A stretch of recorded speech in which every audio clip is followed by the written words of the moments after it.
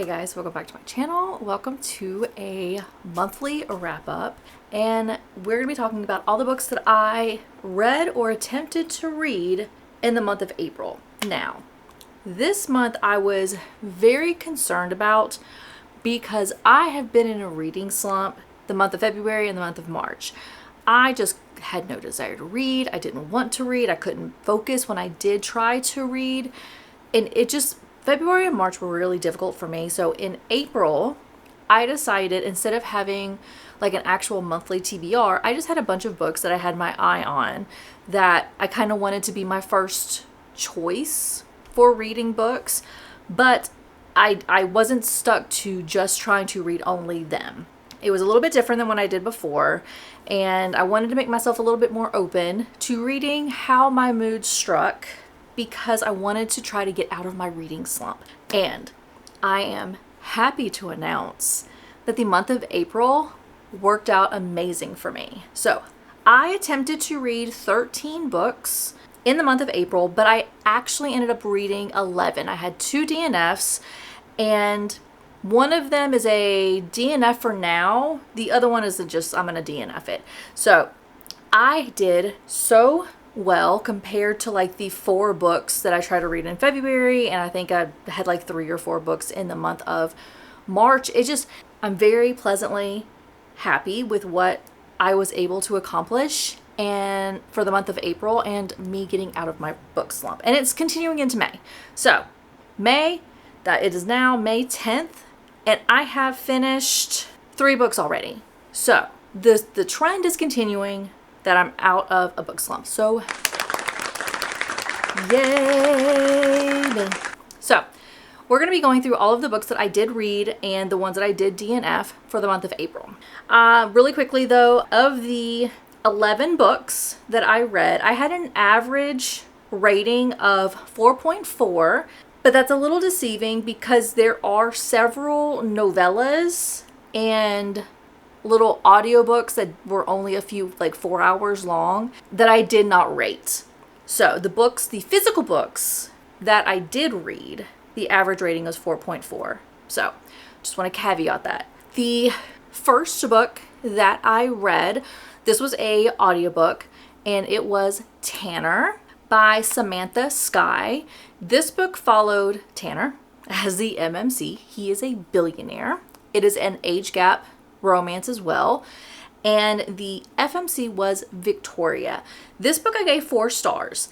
It was an audiobook. It's the first book of a series, and it's following Tanner, who is a billionaire, and he is trying to expand the whiskey business that he owns in this little small town.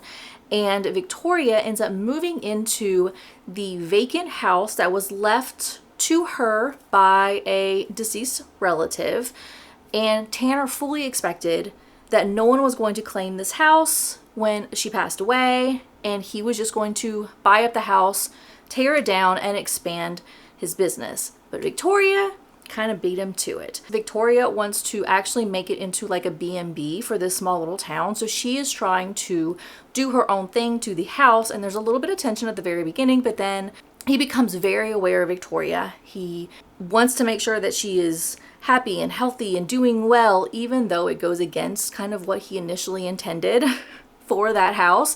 And it was just a good time. I actually did enjoy it. This book also did have a little bit of a mystery because things were happening to Victoria in this house that she just can't figure out. She found like tire tracks in the front of her house that destroyed her flowers. There were like a flower was just mysteriously put into her locked house on the coffee table that she did not put there, Tanner did not put there, and like just things were happening, and her brakes were cut, like just stuff was happening to Victoria. And throughout the book you're trying to figure out, or Victoria's trying to see what's happening, Tanner's trying to figure out what's happening. So there's a little bit of a romance and a little bit of a mystery, and overall it was a really good book. I may end up continuing on with the series because I think the series follows Tanner's like co-workers, like the people who work for him in the company. You meet a couple of other characters that I think are the follow-on books, but I have no idea. But I could actually potentially continue the series because it was that good. The next book that I read was a physical book, and it is Air of Illusion by Madeline Taylor. This is book 1 of a Varen Isles novel, and this follows Thorn is the MMC, and Ivy, also known as Iverson. I do not like Iverson. Iverson. She is the FMC. So this is like an enemies to lovers. Thorn controls like the shadows. Like he's got powers. He can fly. He has wings. Ivy also is like a assassin. She was led to be an assassin. She was built and trained to be an assassin for the king. There is a lot of banter between Thorn and Ivy. It's kind of sort of a love triangle, not really. Ivy is supposed to marry, or Ivy is the king's assassin, but she's secretly kind of hooking up with, not really secretly, actually everybody knows. She's hooking up with the king, but she does not want to, but she just knows she needs to try to get out of the position that she is in, and the easiest way to try to get on the good side of the king was, unfortunately, to be at his beck and call. But she has found ways to kind of get out of the situation a little bit. But it was a really good book. I ended up giving this 4.75. It was the perfect book to kind of jumpstart me getting out of my book slump. This also ended, and I was so shocked. I do not know when the second book comes out, but I need to have it come out soon because I need to know what's happening. I need to know what's happening. This was the perfect size, the perfect book that got me out of my book slump. So 4.75, Air of Illusion. I cannot wait to see what happens because I must know. I must know what's about to happen. So 4.75, so good. And then the next book that I read after Air of Illusion, I picked up one day and finished also the same day, Heartstopper Volume 2. I've been slowly trying to get through the Heartstopper manga. This is a book that I did not rate because I read it. I started and finished it in about 30 minutes. It's a very quick read, and it is a very good manga. There's 5 volumes, I think, and this is volume 2. So you're still kind of getting the relationship between the two MMCs. It is a high school romance. It's a MM romance. And you're starting to see kind of the evolution of specifically one of the characters. Because one character is very open with his sexuality. The other one is very new to the feelings that he is having. So you're getting his thoughts and the things that is going on in his head, and like the stress of how he's feeling and how he's feeling differently than what he thought he was supposed to be feeling. And it was really good. I really did enjoy it. It's a very sweet little romance. I cannot wait to see how things progress and how both of these MMCs kind of deal with the relationship that they are in and them being in high school. So I did end up reading Heartstopper Volume 2. Again, I'm not going to rate mangas just because they are such a quick read. But it was really good. I am going to continue it. It is a very good, emotional, sweet romance manga. Then the next book that I attempted to read, this is my first DNF, and this is the actual DNF that I'm not going to pick up. And that was One Piece. So I have been seeing One Piece manga there's like I guess a live action on, I think, Netflix. I've not watched it. But One Piece has shown up a lot over the years for my planning environment. I'm also a really big planner. I have a planning channel, And the Hobonichi that I use as my primary planner is a Japanese owned company. And every year when the new planners come out, they come out with new accessories and things like that. And One Piece has always got its own section of accessories to the Hobonichi. So I have seen One Piece for several years, always was intrigued on what it was. And so I finally just decided I was going to go ahead and go to my library, request the physical manga, and I ended up getting it. And I had it for probably a week or two, and I tried to pick it up multiple times, and I just couldn't get into it. I think it's in black and white, and the drawing, the art style, and the overall style of that manga, it did not connect with me as a reader, and I had no interest in seeing what was about to happen between the main like little boy character. I literally got through maybe 3 pages of this manga, and I couldn't, there was no desire to continue. So I did DNF that. I'm not going to continue trying to read the One Piece manga. There is a ton of volumes to that, so I know it's extremely popular, but I just don't think it's for me. So I started and DNF'd very quickly the One Piece manga. But then I picked up another physical book, and the book that I picked up was Phantasma. This I ended up giving 4 stars. This is book 1 of Phantasma series. I don't know what the beginning of the series is called. I think it's Phantasma, possibly. I don't know, but I started and finished Phantasma.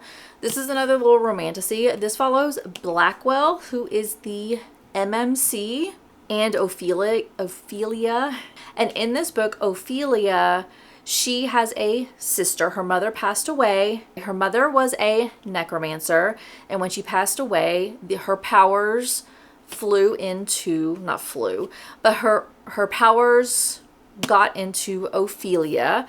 Her sister, could not remember her name to save my life, does not have any powers. The sister wanted to be...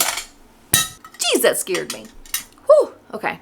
Her sister wanted to be just a normal girl, but Ophelia is taking on the role of necromancer in, I think, Louisiana. I think like in the New Orleans area. That's where my brain put her. I don't know if that's correct or not. I can't remember.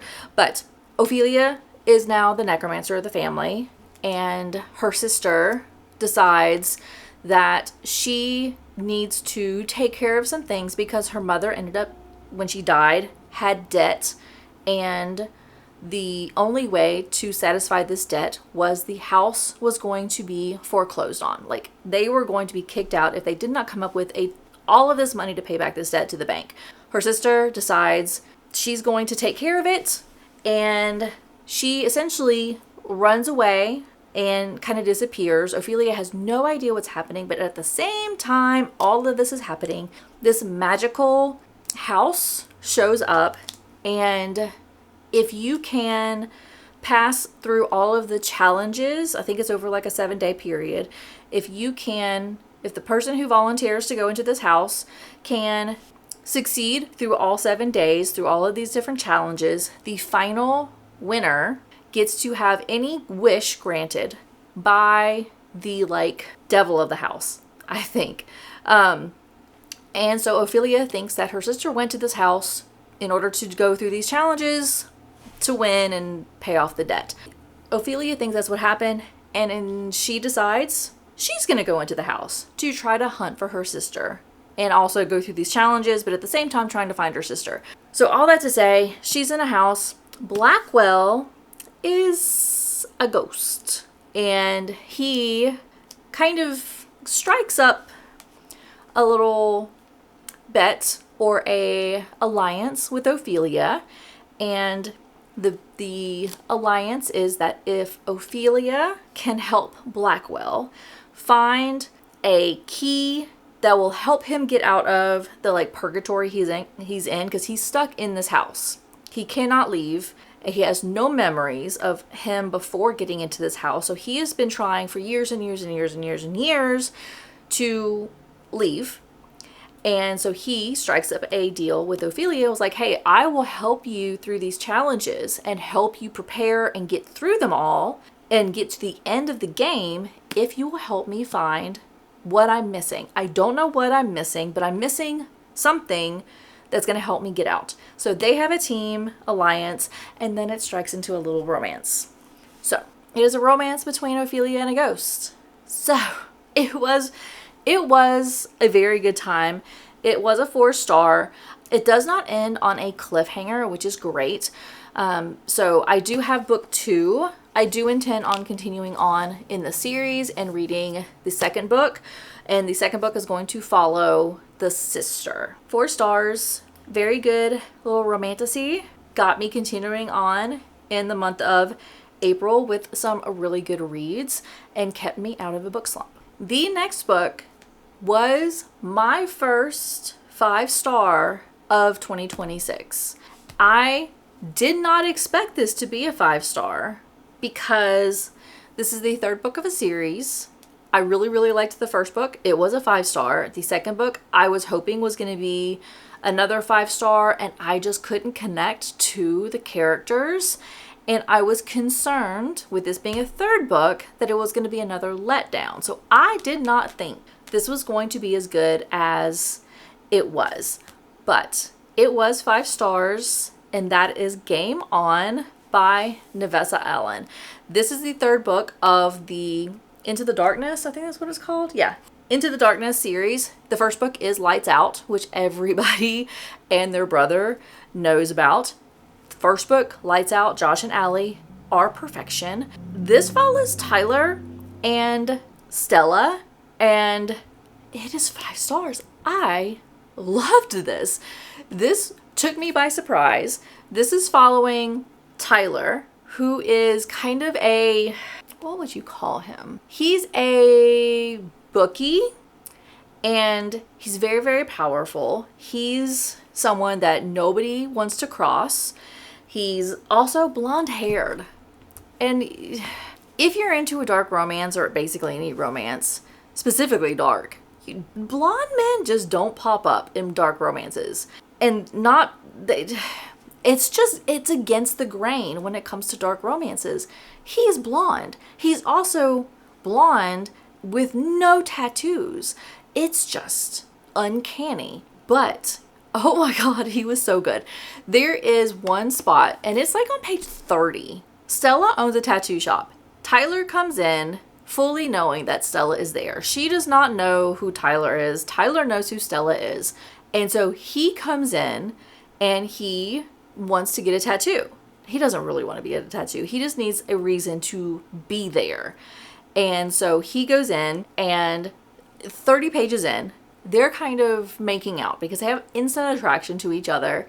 And while they're kind of making out in the tattoo shop, Stella's coworker comes in and kind of breaks them apart. Like they shoot apart because they didn't expect to happen. That they didn't expect that to go that way.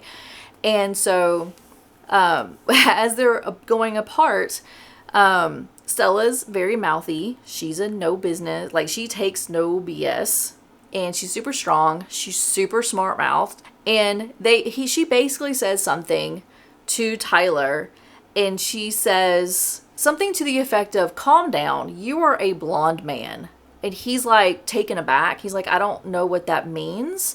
And she's like, I don't want to explain it to you. I just don't want to tell you how much of a burn that actually is. And I giggled hard when she said that, because I was like, yeah, true, exactly. Like, you are a blonde man and you just don't understand that one statement is a burn. Like, it is no explanation needed. If you know, you know, and I knew. It was so funny. I loved the banter between the two characters. It has fake dating. It has just the perfect banter between the two. It's got enemies to lovers. It's got kind of a forced proximity. But essentially, the scope of it is that Stella is having to pay back a debt that her brother incurred to Tyler. And what Tyler said basically was like, look, you can pay this debt back, but by doing that, we have to fake date. You have to bring me into your parents' like social circle, because her parents are very popular, very wealthy, and he's a bookie. And so he wants to get into this social circle, and her bringing him as her boyfriend is the easiest way. It's the most not like forceful way to put him in the same area of these forceful or of these powerful people. So it has fake dating, it has wonderful banter, and it just was all around such a good time. I feel like with the Into the Darkness series, Josh is the comedic relief MMC. Like, he just is hilarious, and the relationship between Josh and Allie is very funny. Whereas in this one, Tyler and Stella are much more of a, like, the dark like the banter between them. Tyler is the very serious character, but yet the banter between the two is just so funny. They're just so good together. So I feel like they're on two like different spectrums with Josh and Tyler, but the relationship between the two couples, like Josh and Allie and Tyler and Stella, the couples, I feel like they're tied of my favorite.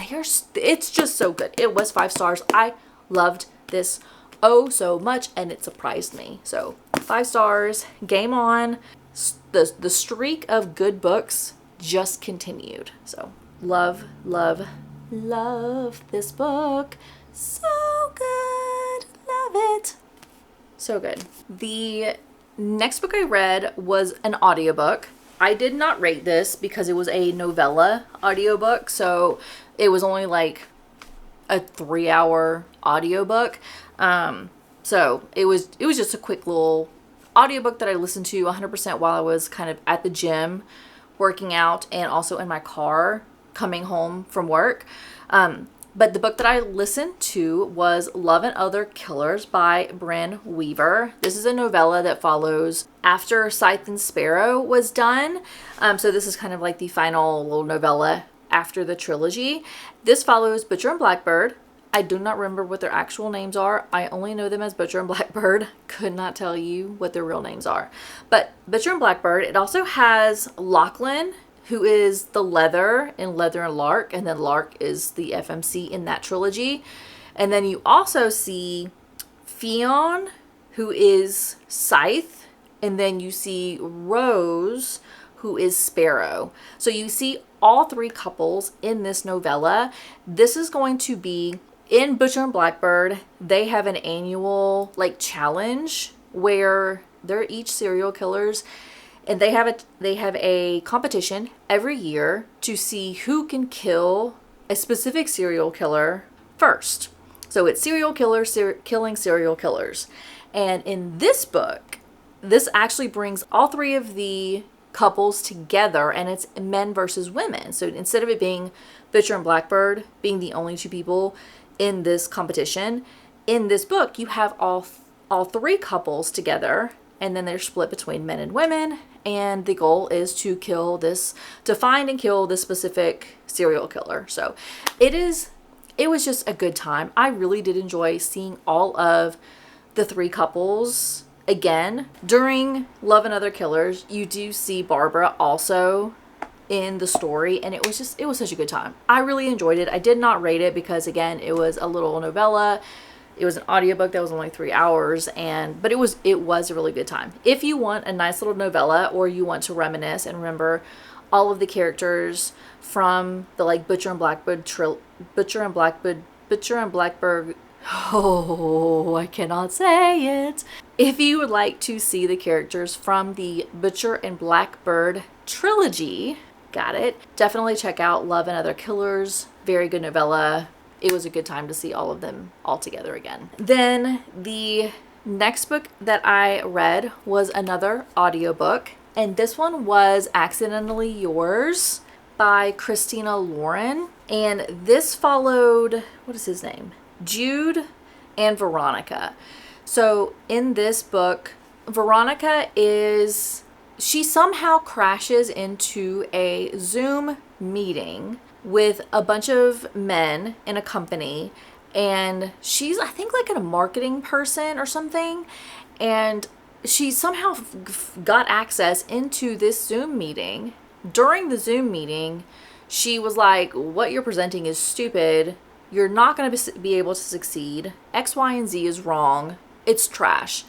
And drops out of it. And then the person who run that meeting, Jude, was like trying to figure out who she was who crashed into this meeting, because some of the insights that she had, he actually agreed. Like, he was like, yeah, that's right. Why don't we do something different? Like, that's not what we're trying to present, isn't going to make sense. What she was suggesting is correct. But he had no idea who she was. And so through some hunting, he found out her name and her email, and he emailed her at his company and was like, hey, I actually think that what you're doing is correct. I would love to hire you as a consultant to help me get through what I'm trying to do. I think he's like a software app developer, and he was like, we're trying to put this app out and we want to make sure it succeeds and really want to have your insights into how to make that happen. And so she needs money. She doesn't have a job because she just got fired. And so she was like, okay, fine. She'll be this consultant virtually. And come to find out, the person that she is working for now lives in her building, and she has always wanted to talk to him. He has always liked the woman in his building, and they finally figure out who each other are. But you see a lot of back and forth between them, and you finally figure out they find out who each other are.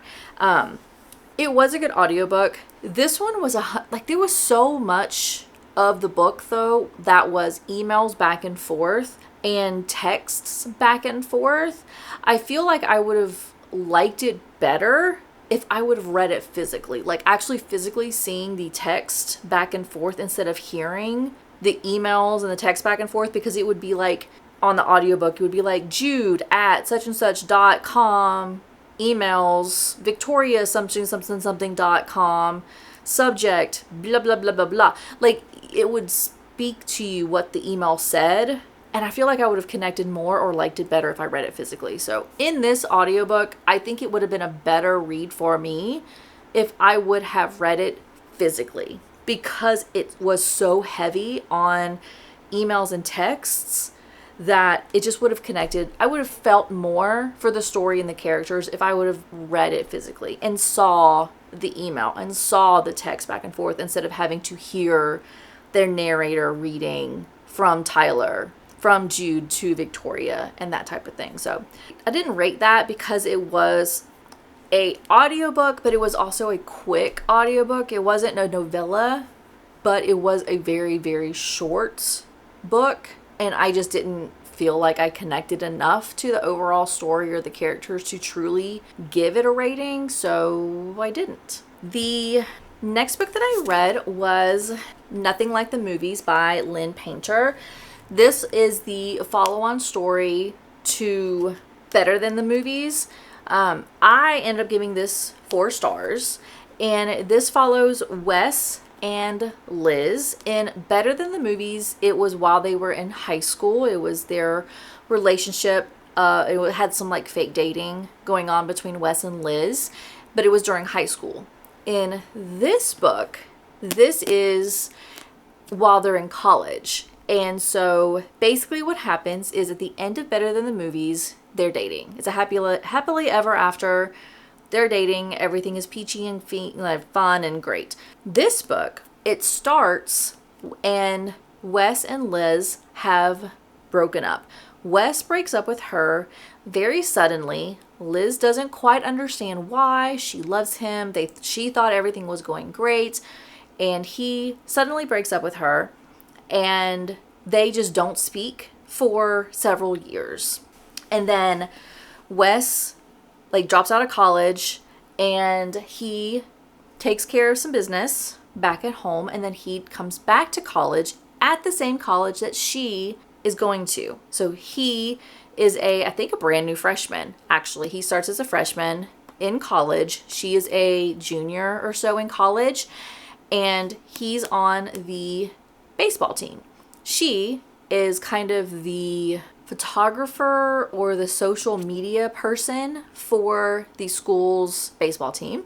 So they get thrown together, and she doesn't know Wes is there. Wes knows 100% that Liz is at this college. He specifically is hunting her out because he wants to get back with her. He's taking care of his business, and he loves her still and wants to be with her.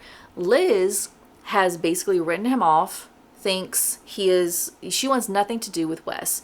And so when she sees Wes, she's very surprised that he's there. And Wes is trying to prove to Liz that he is who she remembers him to be and is trying to get back with her. But then you also get to find out what was going on with Wes, why he was acting the way he was, why he broke up with her, and all the stuff that was going on. You find out, and also Liz finds out, what was kind of prompting the issues that Wes had and why it led up to them breaking up. And it was a really good book. I really enjoyed it. It was 4 stars. I love pretty much all of Lynn Painter's books. And it was so good. I really enjoyed this. It was 4 stars. I'm so glad I finally got to read it and get to really connect again with Wes and Liz. And yeah, it was 4 stars. Really, really, really good book. The next book that I started but DNF'd, this is my DNF for now though, is Bloodbound by Ellis Hunter.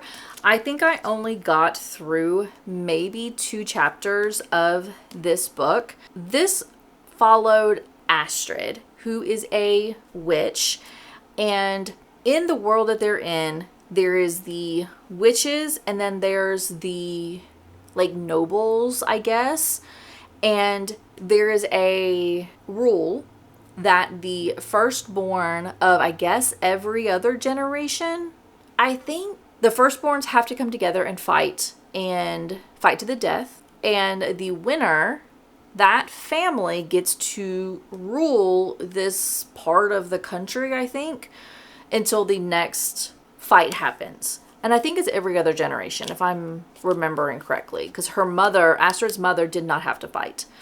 So I think it's every other generation.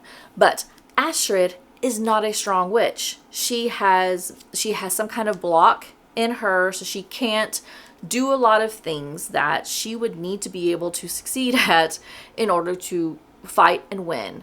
But the royals, the firstborn, they have the power of they have dragons, I guess.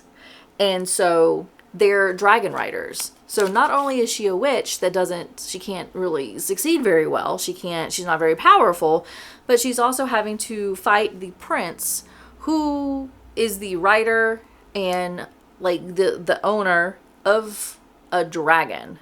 So like I said, only got through a couple of chapters of this. I think what it is I just was not in the mood for the magic system and everything that was kind of going on. And also, no, actually I got through a couple more I think I got to like chapter 5.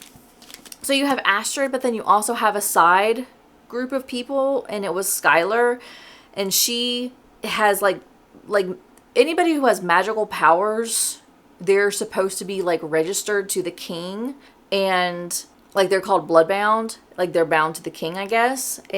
But there's people who don't want to do that, and they're like in hiding. And Skylar is with a group of people trying to like put on like a circus performance sort of at different towns to try to get money. And Skylar's part of that group, but one of the group of people in her like circus team disappears. They think that person who disappeared, the king found out that he had powers, and they snatched him and put him on trial for not registering like he was supposed to. And so Skylar's trying to find out where her friend went. And it was a lot. And I just wasn't in the mood for that type of fantasy. It's supposed to be a romantasy, I guess, but it just, I don't know. I just couldn't connect. So I'm going to DNF it for now, and I'll pick this up when the mood strikes, maybe in the fall. I'll pick this up because I feel like romantasies and fantasies are more of a fall time for me. Like I'm not in the mood for this. So this is a DNF for now, but I will be picking this up at some point and trying it at that point. The next book I read was another great book, and it kind of surprised me because I did not expect me to like this as much as I actually did. That is Hunt the Villain by Rena Kent. I gave this 4.75. This is the second book of a series. The first book was Kiss the Villain, which I DNF'd. I couldn't get through that book. I think I DNF'd it at about the 50% mark, and I couldn't. There were body parts called other body part names that just didn't, it gave me the ick, and I couldn't do it. So I DNF'd Kiss the Villain, and I picked this up very scared that I was gonna not like this. I did see reviews though that people were raving how good this book was, so I was optimistic that I was going to like it, and I did. I gave this 4.75. This is another dark romance, This follows Julian and Vaughn, and this follows a kind of past-present timeline. You get to see them meet when they are 16. They are both kind of the heirs to two different mafia families, and obviously the mafia families they're not friends with each other. And while they meet when they're 16 at a camp, there is a assassination attempt, and Julian gets shot, and Vaughn has to take care of him and try to protect him while they're trying to hide from this assassination. And so they meet when they're 16, and then you find them years later, I don't know, 10 years later, maybe 4 or 5 years, 6 years later. They're teenagers. They're into their 20s, I guess. And you meet them again.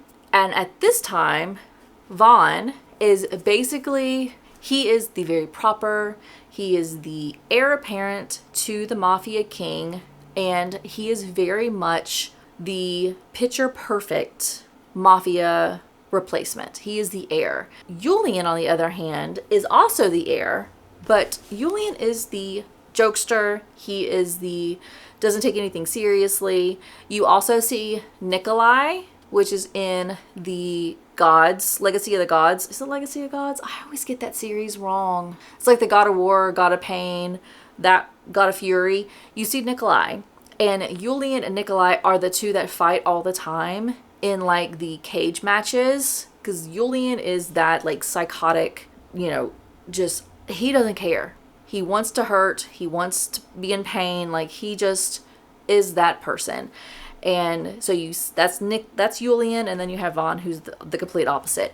They come together. Julian is kind of obsessed, and Vaughn is not, he's having his awakening. He's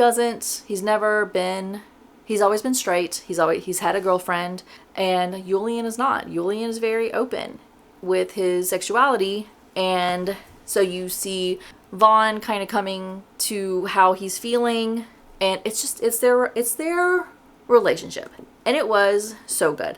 The banter between the two were just hilarious. They both were touch 'em and you die type situations, and they seriously would be, because they're mafia kings or mafia princes. So yeah, touch 'em and you die type situation is very true and very possible with these two characters, and it was such a good time. It was 4.75. I was so glad that this redeemed Kiss the Villain. Yes. Thank you so much, Rena Kent. Thank you for coming back from the Kiss the Villain situation. Hunt the Villain, so much better. The next book that I read was Fearful. This is another novella to the Powerless trilogy.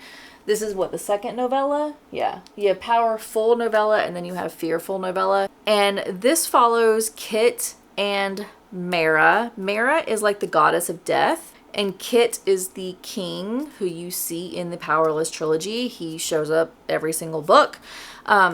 This follows Kit, and you kind of get to see what was happening with Kit in the Fearless book, because the last book of the trilogy, you see Kit's going through some stuff. Like his personality has changed. He's taken on some stuff, and he's started acting strangely, and you don't quite understand why. You see in the book at the very end, you see some letters that he wrote, but you don't really get to get Kit's perspective on everything that's going on with him, because it's so focused on the other two characters that what you see with Kit is not really explained, but this does explain it. I will say, of the 2 novellas that came out so far in this trilogy, and I'm really hoping this is the last novella. We don't need any more novellas.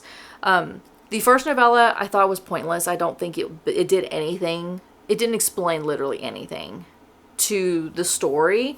This one I can kind of see, because you do get Kit's perspective on what was going on. But it was okay. I did not rate it because it's a novella. Again, I feel like this could have just not existed and you would have been perfectly fine. But it did actually give a little bit of explanation to what Kit was thinking and why he was acting the way he was. But it was, again, not really necessary. So I did read it. I didn't rate it because it wasn't critical to know. But it was a book that I read. And then the last book that I read was The Dare. This, again, I did not rate because it is a prequel to The Loser's Duet by Harley LaRue. So this follows Jess, who is the FMC that you see throughout the Loser's Duet. And I've only read The Loser's Part 1. I have not read Loser's Part 2 yet. But The Dare is a prequel, and it is where Jess goes to a party and she meets Manson. They're playing like a beer pong, and Manson was like, look, if I win, you have to do everything I say for the rest of the night, and you have to be with me the entire time. And then if she wins, I can't remember what she was supposed to win. But lo and behold, Manson wins. And when they first met, they met in high school. Jess is like the queen bee. She was the captain of the cheerleaders. She was the most popular. She was dating the quarterback of the football team. And so she was who everybody wanted to be. They wanted to be friends. She was just the most popular girl in high school. And then Manson had a group of friends, 3 other friends, 4 total, including him. And they were essentially the losers of high school. They were the outcasts. They were the ones that got picked on all the time in high school. And they were always being put down by Jess and her group of friends. So at this party, this is after high school is over because they're drinking. And they have this bet. And Manson wins. He wins beer pong. And I think it's beer pong. I think that's the game. And she is forced to do everything he says. The first thing that he says is that she has to lick his boot in front of everybody, which she does because she is stubborn and prideful. And then it goes from there. It's a little novella, so it's not a super, super long book.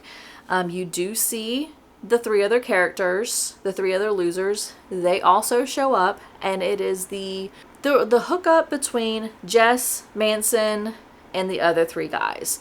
This also leads into the losers. So it's recommended that you read The Dare before you read the losers, because what happens in The Dare is referenced in Losers Part 1. So I knew I wanted to read The Loser's Duet in May. So I decided I was going to start The Dare so that way come May, I can read that fresh. So I did not rate it because it was a little prequel. It was not a very long book, but it was spicy. So I did really like it.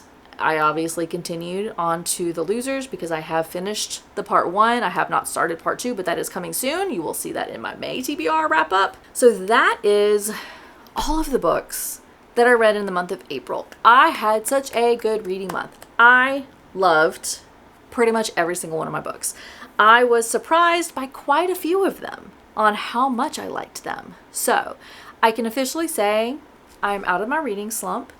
I am going strong the month of May still. I'm seeing the slump in the past, not anticipating ever being in a slump, or at least for the foreseeable future, hopefully. And I'm just going to continue on reading some amazing books.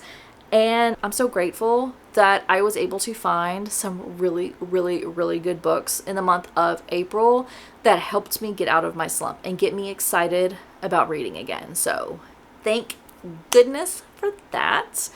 And with that, that is going to be it for this video. Thank you so much for watching. Please subscribe if you haven't already. Make sure you keep an eye out for my May wrap up and some videos I have coming up very soon. And yeah, with that, I'll see everybody in my next video. Bye.